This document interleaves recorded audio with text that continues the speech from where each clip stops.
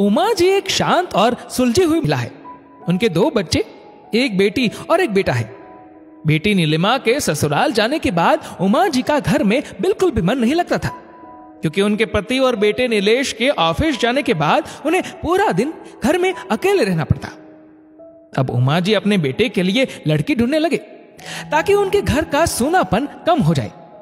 उन्होंने कई रिश्ते देखे, पर कोई भी लड़की उनके मन को नहीं भाई। फिर एक दिन उमा जी की एक सहेली ने बातों बातों में अपनी भतीजी शिखा के बारे में उन्हें बताया। कुछ दिन बाद उमा जी अपने पति और बेटे नीलेश के साथ शिखा के घर गई। दोनों ही परिवार एक दूसरे को काफी अच्छे लगे। शिखा भी एक नजर में उनको भा गई। हंसी खुशी के माहौल में नीलेश और शिखा का रिश्ता तय हो गया। कुछ समय बाद शिखा दुल्हन बनकर अपने ससुराल आ गई। उमा जी ने धूमधाम से अपनी बहू का स्वागत किया। जो रिश्तेदार शादी में आए थे, सब ने शिखा की सुंदरता की खूब तारीफ की। धीरे धीरे उमा जी और शिखा दोनों एक दूसरे को जानने और समझने की कोशिश कर रही थी।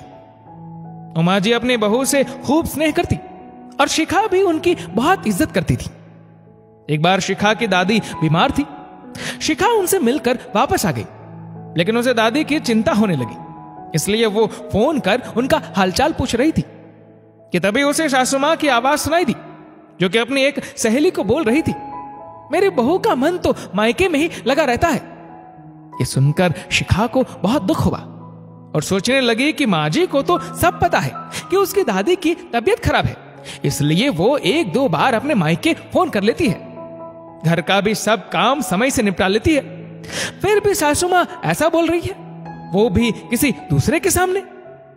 उमा जी की सहेली के जाने के बाद शिखा ने साफ साफ शब्दों में उनसे पूछा, तो उन्होंने इसे शिखा की गलतफहमी बताकर बात को टाल दिया। उसके बाद भी वो किसी ना किसी के सामने बोल ही देती थी कि बहू का मन तो मायके में अटका है। उनकी ये बात शिखा को बहुत तकलीफ देती थी। शिखा ने कहा, माँ जी, मैं आपकी बहुत इज्जत करती हूं और पूरी तरह से परिवार में घुल मिल गई हूं। मुझे भी मायके की याद आती है, मगर मैं फोन पर उनसे बात कर लेती हूं, तो इसमें क्या बुराई है। लेकिन उमा जी का रवैया वैसा ही रहा। एक दिन शिखा की ननद नीलिमा मिलने घर आई।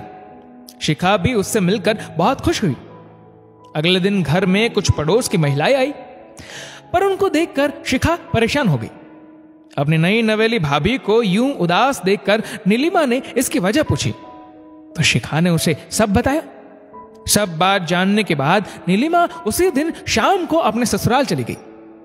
उमा जी ने इतनी जल्दी जाने की वजह पूछी, लेकिन नीलिमा ने कुछ भी नहीं कहा और ना ही ससुराल जाने के बाद कोई फोन किया। उमा जी अगर फोन करती तो काम का बहाना करके फोन काट देती। ऐसे ही 4-5 दिन बीत गए। अब तो उमा जी परेशान हो गई और उन्होंने नीलिमा को फोन करके बात ना करने की वजह पूछी। फिर नीलिमा ने कहा कि मां, मैं भी आपसे बात करना चाहती हूं, मुझे भी आपकी याद आती है, लेकिन जब भी मैं आपसे बात करती हूं तो मेरी सासू मां हर किसी के सामने बोलती है कि हमारी बहू का मन तो उसके मायके में ही अटका रहता है, इसीलिए आपसे बात करना बंद कर दिया मैंने। अपनी बेटी के मुंह से यह शब्द सुनकर उमा जी को धक्का लगा। उनकी आंखों के सामने अपनी बहू शिखा का मासूम चेहरा घूमने लगा और उन्हें अपनी गलती का एहसास हुआ। उन्होंने शिखा के सामने अपनी गलती का प्रायश्चित किया और उससे वादा किया कि आगे से वो कभी भी किसी के भी सामने उसके लिए उल्टा सीधा नहीं बोलेंगी। शिखा भी प्यार से अपनी सासू मां के गले लग गई। शिखा ने मन ही मन अपनी ननद नीलिमा को धन्यवाद किया, क्योंकि नीलिमा ने अपनी भाभी से जो वादा किया था उसे निभाया था।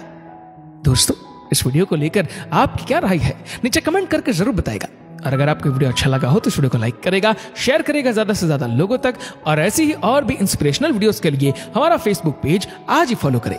धन्यवाद।